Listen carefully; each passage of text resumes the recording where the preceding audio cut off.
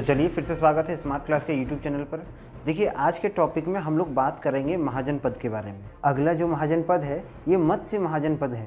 इसका जो स्थापना था एक विराट नामक संस्थापक या राजा के नाम पर किया गया था और इसकी राजधानी भी जो थी वो विराट नगर ही थी। इसके बाद गांधार महाजनपद का नाम आता है। गांधार महाजनपद जो है यह वर्तमान समय के रावलपिंडी और पेशावर तक फैली थी। देखिए यहाँ पर एक बहुत बड़े विश्वविद्यालय की चर्चा की गई है जो है तक्षशिला विश्वविद्यालय, और गांधार में ही तक्षशिला विश्वविद्यालय का निर्माण हुआ था। अभी तक बहुत इतिहासकार ये मानते हैं कि तक्षशिला का जो निर्माण है वो किसने किया था, इसका बारे में ज़्यादा तो क्लियर नहीं है, लेकिन ऐसा माना जाता है कि राम के भाई भरत के पुत्र तक्ष के नाम पर ही तक्षशिला विश्वविद्यालय का निर्माण हुआ था। और यह एक बहुत बड़ा विश्वविद्यालय था जिसकी जानकारी हम लोग कभी अलग से इसके लिए मैं वीडियो बनाऊंगा जिसमें बताऊंगा कि तक्षशिला कितना भव्य एक तरह से विश्वविद्यालय था जिसने भारत के लिए शिक्षा का सबसे बड़ा बोल सकते हैं कि आधुनिकीकरण का काम किया था। यह विश्व का केंद्र बिंदु था शिक्षा ग्रहण करने के लिए, और एक तरह से तक्षशिला विश्वविद्यालय ने पूरे भारत की नीति और निर्देश को बदल दिया था। यही वो विश्वविद्यालय था जहाँ पर चाणक्य ने चंद्रगुप्त को 6 वर्षों की शिक्षा दी थी। साथ ही साथ चाणक्य ने ही खुद इस विश्वविद्यालय से शिक्षा ग्रहण की थी। तो हम कह सकते हैं कि तक्षशिला विश्वविद्यालय जो था एक समय का बहुत ही प्रख्यात और प्रसिद्ध विश्वविद्यालय था। अतः ये भी पूरी तरह स्पष्ट होता है कि गांधार जो था यह महाजनपद विद्या और व्यापार के क्षेत्र में बहुत आगे था। देखिए अगला जो महाजनपद है यह कंबोज महाजनपद है। कंबोज जो था यह उत्तरापर्थ में स्थित था, और कंबोज की जो वर्तमान स्थिति है यह एक तरह से राजौरी क्षेत्र में देखा गया है। और पुरातत्विक वैज्ञानिकों के अनुसार यह कहा जाता है कि यह राजौरी के कई भागों में फैला था। कंबोज की राजधानी हाटक थी जहां पर से इसका नियंत्रण पूरा होता था। देखिए सबसे अंतिम जनपद जो था यह अश्मक जनपद था, या इसे आप अश्मक महाजनपद कह सकते हैं। यह उत्तर और दक्षिण से सबसे अंतिम में आता था, तो हम ये कह सकते हैं कि यह दक्षिण का सबसे अंतिम महाजनपद था। यह गोदावरी नदी के किनारे बसा था, और यहाँ पर से यह पता चलता है कि जितने भी आर्य समाज के लोग जो थे वो अश्मक महाजनपद तक ही सीमित थे। उसके बाद कोई भी ऐसा साक्ष्य नहीं मिलता है जिससे यह कहा जाए कि भारत का 6वीं शताब्दी में महाजनपद का विस्तार जो था वो अश्मक महाजनपद के अलावा और कहीं था। इसकी राजधानी पोतना थी। देखिए महाजनपदों के अलावा बहुत जगह पर गण और संघ की भी चर्चा हुई है।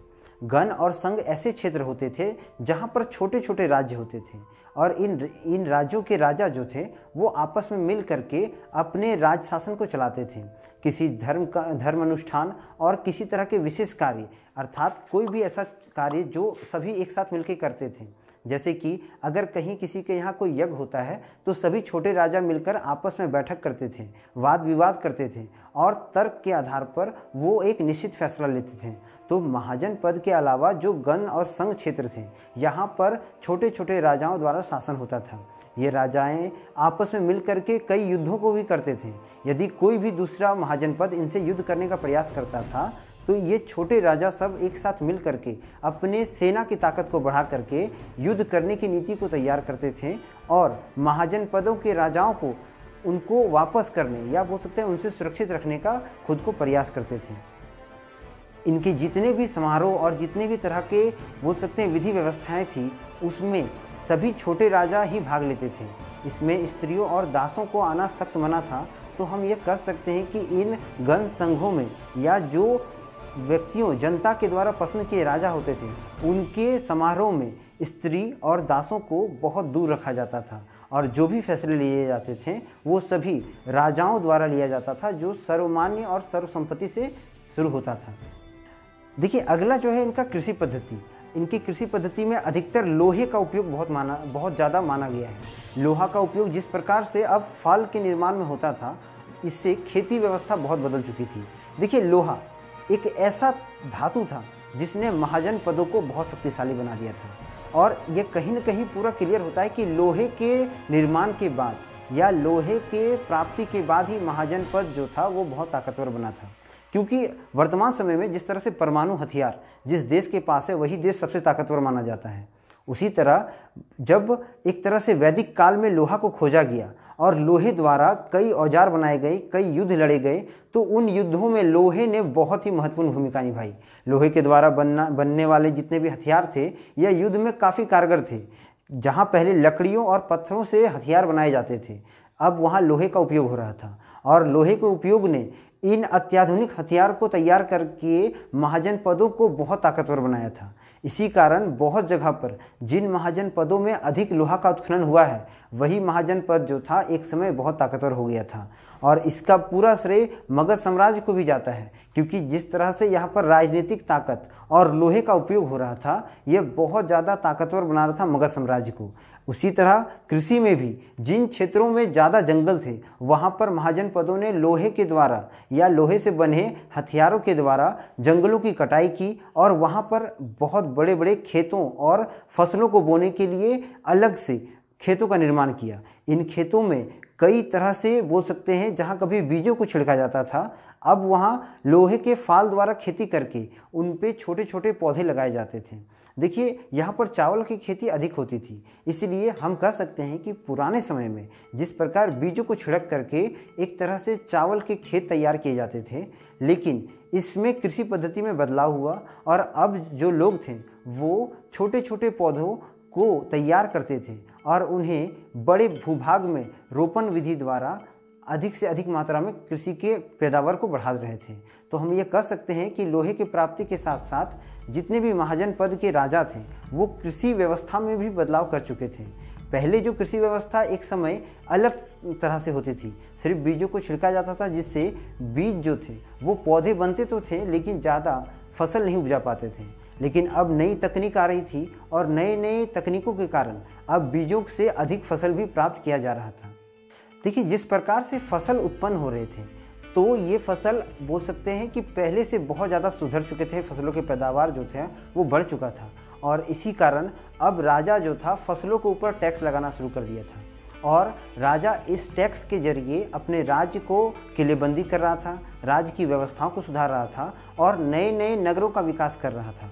राजा को जितना अधिक मात्रा में कर मिलता था, ये कर जो होता था वो फसलों के रूप में होता था या अनाजों के रूप में होता था। किसी क्षेत्र में यदि ज़्यादा अनाज या बोल सकते हैं वहाँ किसानों को जितना अनाज की आवश्यकता होती थी उससे ज़्यादा यदि उत्पादन होता था, तो उस अनाज को राजकोष में जमा किया जाता था और राजा इसका पूरा उपयोग अपने सैनिकों और अपने राज अधिकारियों के लिए करता था। इसी तरह राजा अपना भंडार को लगातार भर रहा था और इससे राजा का विकास और राजा की व्यवस्था का जो विकास था वो बहुत ज़्यादा हो रहा था।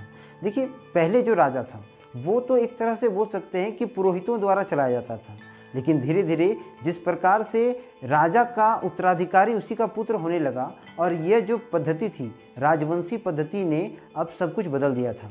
अब राजा जो था अपने हिसाब से टैक्स वसूल करता था और उन सभी चीज़ों पर टैक्स लगा रहा था राजा, जिनसे उसकी पैदावार बढ़ रही थी, उसके क्षेत्र की, उसके लोगों का आय बढ़ रहा था।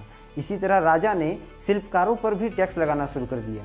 ये शिल्पकार जो थे ये राजा के क्षेत्रों में रहते थे, अर्थात ये लोग नगरों में बसते थे, तो कहीं न कहीं नगरों का जो निर्माण था वो शिल्पकार ही करते थे। अब ये शिल्पकार होता कौन है? वे लोग जो नक्काशी करते हैं या जो आभूषण बनाते हैं या जिनके हाथों में ऐसी कलाएं होती हैं जिनसे कई प्रकार की वस्तुएं तैयार की जाती है। एक मिठाई बनाने वाला जिस प्रकार मिठाई बनाता है तो वो भी एक शिल्पकार के ही अंतर्गत आता है। तो शिल्पकार वर्ग के जितने भी लोग थे वो खेती तो करते नहीं थे, इसलिए वो ऐसे जगहों पे रहते थे जो राजा के अंतर्गत आता था या जहाँ राजा की राजधानी होती थी, तो ये उन नगरों में रहते थे और ये राजा के द्वारा दिए गए फसलों या अन्नों का उपयोग करते थे। अर्थात राजा जो टैक्स के रूप में अनाज को लेता था, वही अनाज का व्यापार या वही अनाजों को खरीद करके नगर में रहने वाले शिल्पकार जो थे अपना पेट भरते थे और अपना भरण पोषण करते थे। तथा जब इन पे टैक्स लगा, देखिए यहाँ पर बहुत यूनिक चीज़ है, जब राजा ने शिल्पकारों पे टैक्स लगाया तो उन्होंने इनसे धन और किसी प्रकार की वस्तु की डिमांड नहीं की थी। उन्होंने शिल्पकारों को एक ड्यूटी दिया था। यह ड्यूटी था कि उन्हें महीने या हफ्ते में एक बार राजा के यहाँ पर आकर नक्काशी या जो भी वो काम करते हैं वो करना पड़ता था। उदाहरण के लिए यदि कोई व्यक्ति बहुत अच्छी मात्रा में आभूषण बनाते थे तो उन्हें एक दिन राजा का यहाँ रह करके आभूषण तैयार करना होगा राजा के लिए। यदि कोई व्यक्ति अच्छे कपड़े बनाता है या अच्छी कोई मूर्ति बनाता है तो उसे राजा के यहाँ पर एक दिन पूरा काम करना होगा, यही राजा को टैक्स के रूप में दिया जाता था। उसी तरह अन्य क्षेत्रों में भी राजा के लिए अलग अलग प्रकार के टैक्स का प्रचलन था। देखिए, राजा ने पशुपालकों के ऊपर भी टैक्स लगा दिया था। अब पशुपालक वर्ग जो था वो राजा को हर वर्ष या हर 6 महीने के भीतर कुछ ऐसी चीज़ों को देते थे जिससे राजा को बोल सकते हैं अपने राजकोष को भरने में सहायता मिलती थी। उदाहरण के लिए वो राजा को कुछ गाय दे देते थे जो दुधारू होते थे, कुछ राजा को बकरे और ऐसी वस्तुएं देते थे जिनसे राजा का जो शासन तंत्र है और मजबूत होता था। ये सैनिकों के लिए बहुत तरह के औषधि भी देते थे। इसके बाद राजा ने आखेट वालों के ऊपर भी एक तरह से टैक्स लगा दिया था। ये आखेट वाले व्यक्ति वे होते थे जो जनजातीय रूप में जंगलों में रहते थे और जंगलों से जो चीज़ उन्हें प्राप्त होता था उन्हें खा पी कर या उनका उपभोग करके आखेट वाले जो वर्ग थे वो अपना जीवन यापन करते थे।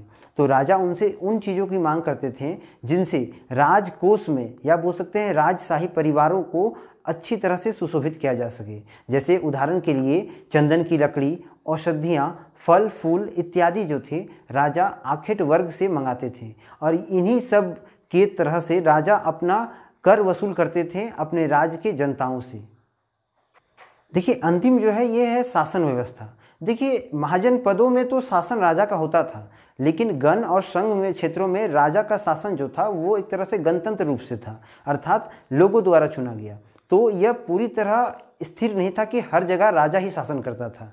कई जगहों पर राजा के उत्तराधिकारी के स्थान पर सेनापति भी राजा बन जाता था, क्योंकि उस समय जो बोल सकते हैं कि आंतरिक युद्ध या जो तोड़ फोड़ की नीति जो थी या दल बदल की नीति जो थी ये बहुत ज़्यादा थी। तो एक तरह से राज शासन जो था वो व्यवस्थित नहीं था। साथ ही साथ जितने भी तरह के साक्ष्य मिले हैं उनसे यह पता चलता है कि लगातार महाजन पदों के बीच में युद्ध होते रहता था और इस युद्ध के कारण शासन व्यवस्थाएं बदलती रहती थी। हर राजा का अपना अलग नियम होता था और उनके नियम कानून के कारण जनता को बहुत कुछ झेलना पड़ता था। तो इस तरह से 16 महाजन पदों के बारे में मैंने आज आपको बताया और किस तरह से इनकी अलग अलग क्रिया व्यवस्था थी उसको आज मैंने आपसे अवगत कराया। आशा करते हैं कि 16 महाजन पदों की ये कार्यशैलियाँ आपको बहुत अच्छे से समझ में आ गई होगी। मिलेंगे हम लोग अगले वीडियो में, तब तक के लिए चैनल को लाइक करें, शेयर करें, सब्सक्राइब करें। वंदे मातरम। भारत माता की जय।